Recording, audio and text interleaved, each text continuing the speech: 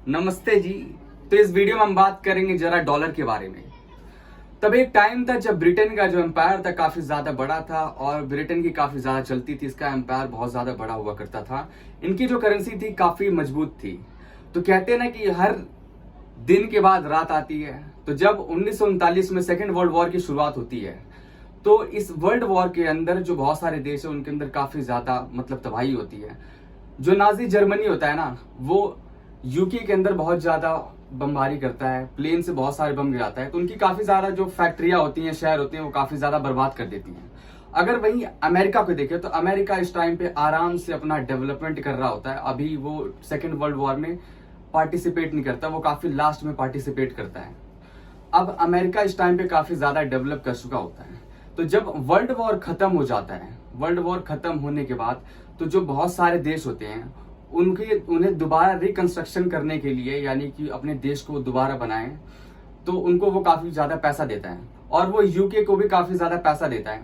अब इस टाइम पे जो यूके की हेजीमनी होती है जो वर्ल्ड में, उसके एक स्टैचर हुआ करता था कि इतना बड़ा देश है जिसका बड़ा एम्पायर हुआ करता था, इतना मजबूत देश, वो लगभग खत्म हो जाती है और शुरुआत होती है एक अमेरिका की, जो एक काफी ज्यादा बड़ी पावर के रूप में उभर के आता है। ठीक है, अब 1944 में क्या होता है, एक ब्रेटन वुड कॉन्फ्रेंस होती है। इसके अंदर जो अभी एक हम आईएमएफ को देखते हैं, इंटरनेशनल मॉनेटरी फंड को, और वर्ल्ड बैंक को देखते हैं, उनकी स्थापना होती है इस टाइम पे। और लगभग इसके अंदर जो इन्फ्लुएंस होता है अमेरिका का ही चलता है इस टाइम पर भी। इसी टाइम पे जो अमेरिकी डॉलर है, तो अमेरिका ने क्या करा, तो अमेरिकी डॉलर को और देशों के साथ बिल्कुल पैक कर दिया, यानी उससे एकदम उसके साथ जोड़ दिया। और यानी कि एक अमेरिकी डॉलर को एक तरह से दुनिया के अंदर एक सेंट्रल रोल मिल गया और काफी ज्यादा मजबूत हो चुका था इस टाइम पे। अगर हम दुनिया में देखें तो कितनी ज्यादा जो करेंसी है वो काफी ज्यादा स्ट्रांग है, यानी कि आप उसका इस्तेमाल कर सकते हो। अगर मान लो किसी देश के साथ अगर व्यापार करना है तो उस करेंसी का इस्तेमाल कर लो, तो आपका कि ट्रेड हुआ हो सकता है। तो सबसे नंबर 1 पे आता है वो है यूएस डॉलर, दूसरे पे आता है यूरो। अब देखिए, हम अगर मान लो इंडिया है, अगर इंडिया को ट्रेड करना है किसी देश के साथ, अगर मान लो सऊदी अरेबिया के साथ करना, हमें कोई सामान खरीदना है, तो अगर हम सामान खरीदेंगे तो उसे पेमेंट कैसे करेंगे?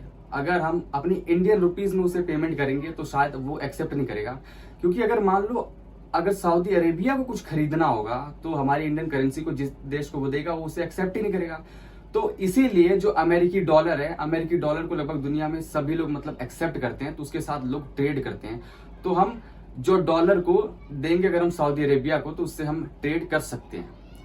अब जब देखते हैं कि जब समय बढ़ता गया अमेरिका का जो डॉलर है वो काफी ज्यादा मजबूत होता गया। जब चाइना का एक तरह से इकोनॉमिक हेजीमनी, कि जब चाइना एक तरह से काफी ज्यादा पावरफुल हो गया, उसकी इकोनॉमिकली काफी ज्यादा पावरफुल हो गया, तो उसने कहा कि हम अमेरिकी वर्चस्व को क्यों भाई एक्सेप्ट करें।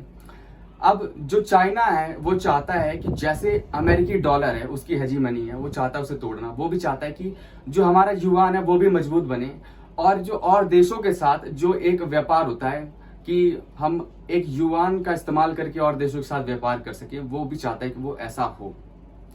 तो अगर हम चाइना को देखें तो इस चीज में काफी आगे। चाइना चाहता है कि डी डॉलराइजेशन करना चाहता है, कि जो अमेरिका की जो एक हेजीमनी है उसके डॉलर की, उसे वो कम करना चाहता है। अब इस चीज में देखो कई सारे देश है, जैसे कि इंडिया है, चाइना है, रशिया है, ब्राजील है और ईरान है। लेकिन इस चीज में चाइना काफी ज्यादा आगे। चाइना लगभग 44 देशों से बात कर रहा है कि जो उनका ट्रेड हो वो एक युआन में हो। ठीक है, और अभी भी देखे तो जो चाइना है उसका कई सारे देशों के साथ उसकी जो पेमेंट है वो अपनी करेंसी में करता है, जैसे कि रशिया हो गया, चाइना हो गया, या और उसके जो क्लोज थोड़े अलाइज होते हैं उनके साथ जो ट्रेड करता है वो लगभग युआन के साथ ही पेमेंट होती है। अब अगर इंडिया को देखें तो इंडिया भी चाहता है कि हमारी जो करेंसी है इंडियन रुपी वो काफी ज्यादा मजबूत हो, उसे भी एक्सेप्टेंस मिले ग्लोबल के अंदर, दुनिया में भी इसको पहचान मिले। तो जब हमारा जो ट्रेड है रशिया के साथ, तो कुछ चीजों के साथ जो हम ट्रेड करते हैं रशिया के साथ, उसकी पेमेंट जो होती है हम काफी इंडियन रुपए में करते हैं, लेकिन अभी उतनी ज्यादा हमें ग्लोबल रिकॉग्निशन नहीं मिली है। तो लोग डी डॉलराइजेशन करना चाहते हैं। उसका कारण ये भी है कि देखो, जब यूक्रेन और रशिया का वॉर शुरू हुआ था, तो अब कोई भी होता है ना देश, अपनी बुरे समय के लिए जो डॉलर को इकट्ठा करके रखता है जिसे बोलते हैं रिजर्व। तो रशिया ने लगभग 300 बिलियन डॉलर को रिजर्व में रखा हुआ था, ताकि उसके कि बाद में समय में इमरजेंसी यूज में काम आए। लेकिन अमेरिका ने बस उसे कि फ्रीज कर दिया कुछ ही देर में। तो यानी कि जो उसके पैसे थे वो किसी भी यूज में नहीं रह गया, उसका कोई यूज नहीं रह गया था। तो यानी इसका मतलब ये भी था कि अगर अमेरिका वो चाहे तो अगर ये काम रशिया के साथ कर सकता है तो किसी दूसरे के साथ भी ये काम कर सकता है। तो इस कारण अब बहुत सारे लोग चाहते हैं कि डी डॉलराइजेशन को करा जाए और डॉलर की जगह अपनी करेंसी को यूज किया जाए। तो इस वीडियो में बस इतना ही।